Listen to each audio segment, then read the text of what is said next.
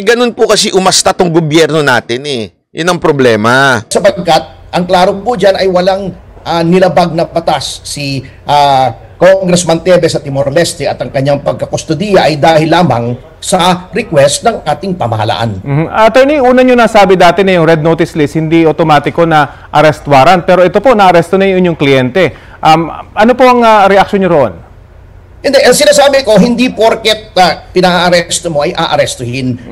Depende pa rin sa proseso noong pamahalaan. Katulad nga nito, di ba, inigiit nila nung hot na hot sila, na deportation, kaya isasama na nila, etc., etc., natataranta silang pumunta roon, hindi naman nila naisama kasi nga, request lang po yun. Yan po problema, nakakahiya. Napahiya ho tayo. Napahiya yung gobyerno natin. Galing-galingan kasi. Alam mo yun, pilit na, hindi, balik na yan dito, deportation na yan. Huy! Huwag kayong pakailamero. Ang deportation, ang nagdi-decide, yung gobyerno magdi-deport. Kaya nga deportation eh. Porket nasa ilalim yung immigration natin, feeling ninyo kayo magdi-deport. Sana, bago nyo pinaalis, dineport nyo. Huwag nyo pinasakay, in-upload nyo. Anyway, ang hilig nyo naman mag-upload. Hindi nyo in-upload to. Diba? Ngayon, biglang sasabihin ninyo, gusto nyo ipa-deport. Easy, easy. Hindi kayong gobyerno dyan. Masyado kayong galing-galingan eh.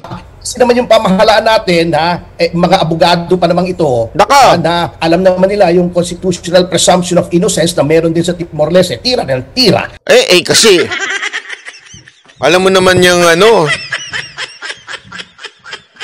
Hindi, alam mo, sa totoo lang, Attorney Topacio, kung bakit tira ng tira yung mga nasa gobyerno natin. Hindi nga sila nagbabasa nito. Ulitin ko ito. Article 3, Section 40, number 1. Kabisado na ng Banateros to eh. Which provide that in all criminal prosecution, the accused shall be presumed innocent until the contrary is proved by evidence beyond reasonable doubt. Attorney Topacio, pwede ho ba burahin na natin sa konstitusyon natin to? Etong Article 3 na to, delete na natin sa konstitusyon natin, di naman sinusunod eh.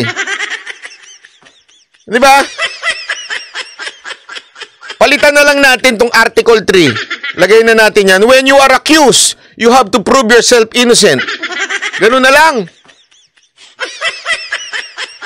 Pwede ho ba? Ganun na lang ang gawin natin. Palitan na natin tong Article 3, Section 14, number 1. When you are accused by the government, you should provide evidence that you are that is not true. Ganun na lang. Palitan na natin to, di naman sinusunod.